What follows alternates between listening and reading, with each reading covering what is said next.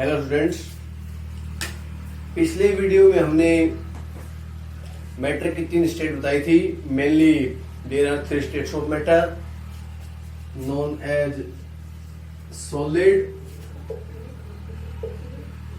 Liquid और gas. Today we will discuss about them. What are solids, what are liquids, what are gases, what are their properties।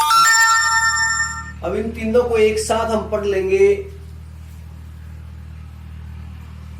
Solid, liquid और gas को difference के रूप में इनकी property पढ़ते जाएंगे तो ये अपने आप हो जाएगा डिफरेंस इनमें।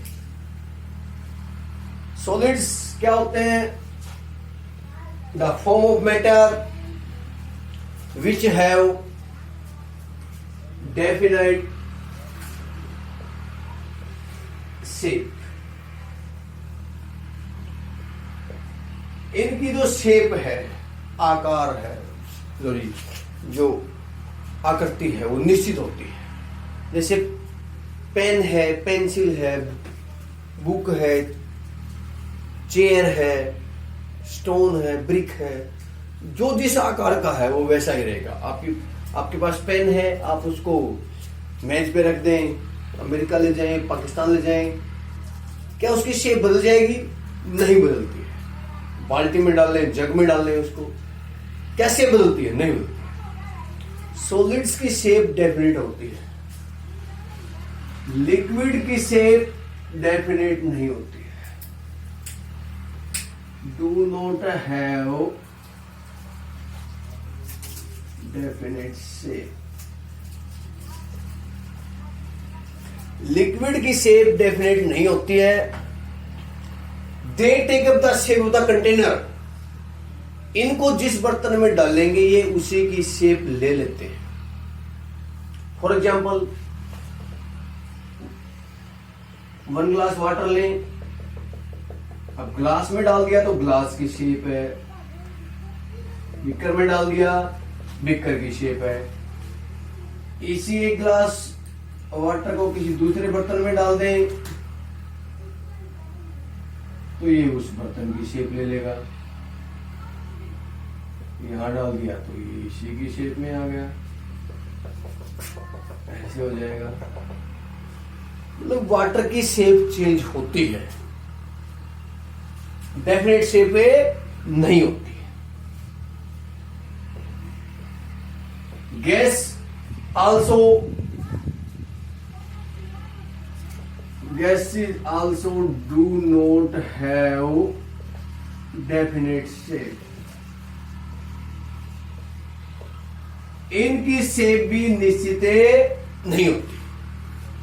गैस जैसे इस कमरे में फैली हुई गैस तो कमरे की शेप की हो जाएगी, सिलेंडर में डाल दो सिलेंडर की शेप की आ जाएगी, बाहर एटमॉस्फेयर में छोड़ दो कोई पता ही नहीं किसी शेप में फैल जाएंगी। तो गैसेज की शेप भी डेफिनेट नहीं होती। वॉल्यूम देखें, नंबर 2 वॉल्यूम।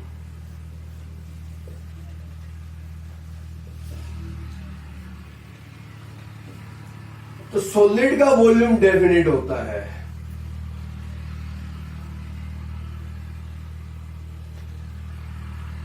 वॉल्यूम क्या है?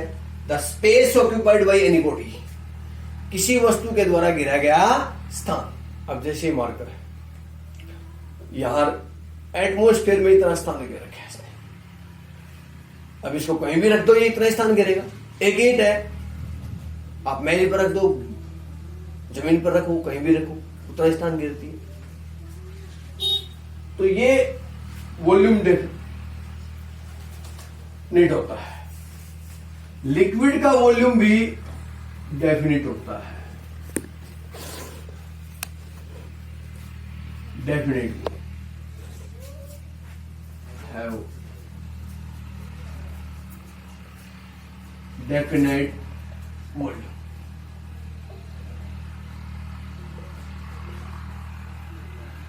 कैसे? शेप तो बदलती है बट वॉल्यूम नहीं बदलता है। 250 ml वाटर ले लें आप, गिलास में ले लिया तो गिलास में 250 ml रहेगा, वॉल्यूम सही रहेगा। जग में डाल दिया तो क्या वो बढ़ जाएगा उससे? है तो 250 ml। इस प्रकार जो वॉल्यूम है वो चेंज नहीं होता है।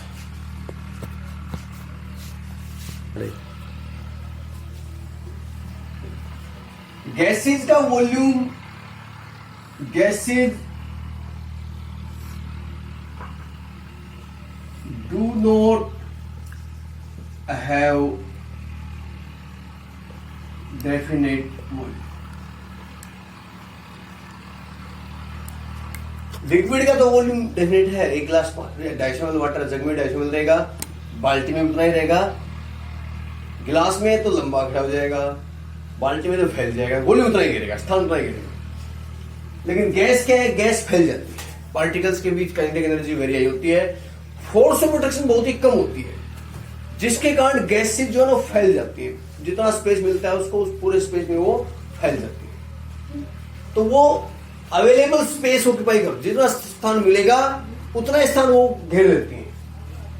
सिलेंडर में डाल रखी है गैस, सिलेंडर जितना वॉल्यूम है, उसी को छोड़ दो आप कमरे में, पूरे कमरे में फैल जाएगी, पूरे कमरे जितना वॉल्यूम हो जाएगा। तो इनका वॉल्यूम डेफिनेट नहीं होता है। सॉलिड जो दे आर हार्ड, ये सख्त होते हैं, क्योंकि फोर्स ऑफ अट्रैक्शन मैक्सिमम बहुत ज्यादा होती है, पार्टिकल्स आपस में बंधे हुए स्ट्रॉन्ग फोर्स ऑफ अट्रैक्शन से, जिसके कारण ये इनमें हार्डनेस होती है। लेकिन लिक्विड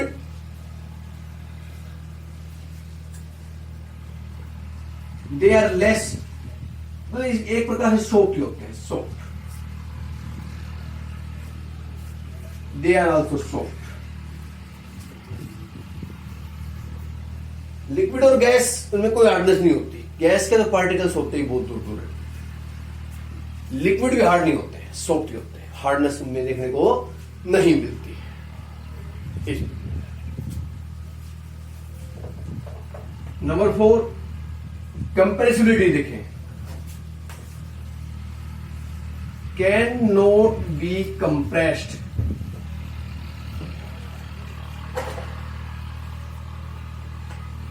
आप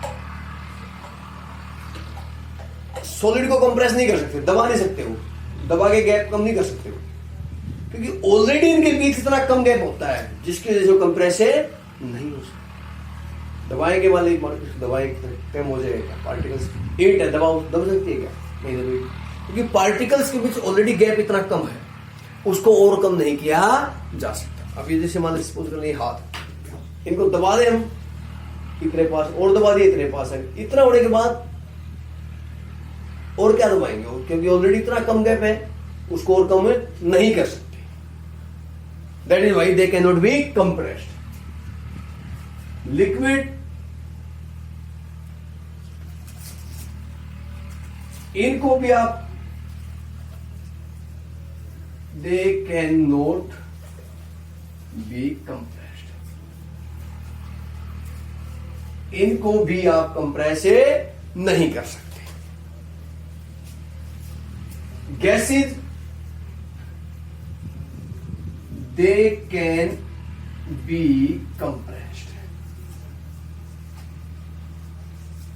इनको कंप्रेस कर सकते हो आप, क्योंकि गैस के बीच गैप बहुत ज्यादा होता है, तो उनको पास दबा दबा के हाई प्रेशर लगा के टेम्परेचर कम करके बहुत ज्यादा कंप्रेस किया जा सकता है। They can be compressed. Clear? और डिफरेंस देखें इनमें हम,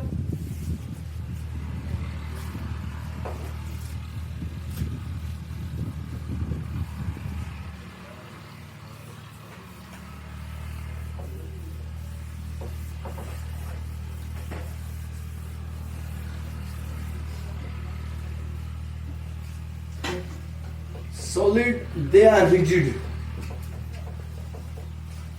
इनमें रिजिडिटी है। रिजिडिटी क्या होती है? The property of a substance to maintain its shape, किसी भी पदार्थ का वह गुण जिसके द्वारा वह अपनी आकृति को बनाए रखे, उसको बोलते हैं रिजिडिटी।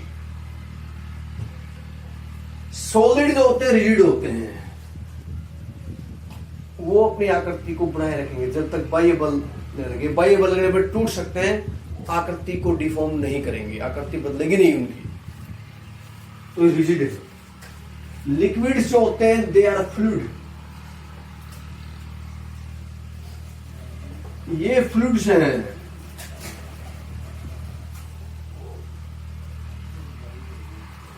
मीन्स ये बह के चलते हैं। The property of a substance to flow, किसी भी पदार्थ का बहने का गुण फ्लूइडिटी कहलाता है, फ्लूइडिटी।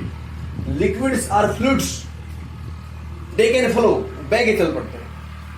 एक गिलास पानी डाल दे फर्श पर, आप पता नहीं कहां जाएगा, रुकेगा, दूर दूर तो फैल जाएगा, तो बह के बढ़ेगा गुण। Gases also flow, they are also fluids. Gas भी फ्लूइड्स हैं, उनमें भी फ्लूइडिटी पाई जाती है, बह के चल पड़ते हैं।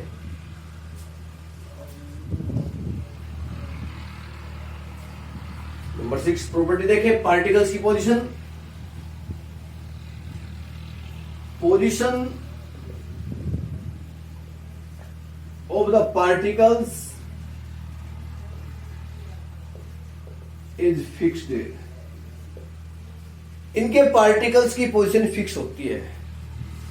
They can not move but they can vibrate eight their main position. मान ले ये मेन पोजीशन है, तो ऐसे इस मेन पोजीशन से ऐसे तो हो सकता है, लेकिन यहां से यहां नहीं जा सकता, ऐसे यहां नहीं जा सकता। तो मेन पोजीशन पे ऐसे वाइब्रेट तो हो सकता है, बट यहां से यहां या यहां से नहीं जा सकता। तो सॉलिड के पार्टिकल्स वाइब्रेट कर सकते हैं मेन पोजीशन पर, they can vibrate eight their main position, but they can not move, लेकिन वो मूव नहीं कर सकते, मूवेबल नहीं है। लिक्विड्स के particles can move,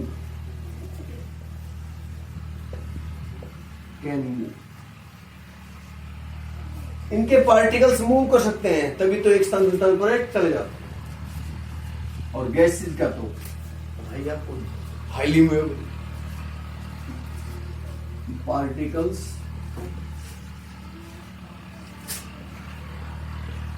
can move speed, बहुत तेजी से मूव करते हैं गैस। तो ये प्रॉपर्टीज थी सॉलिड्स, लिक्विड्स और गैस की।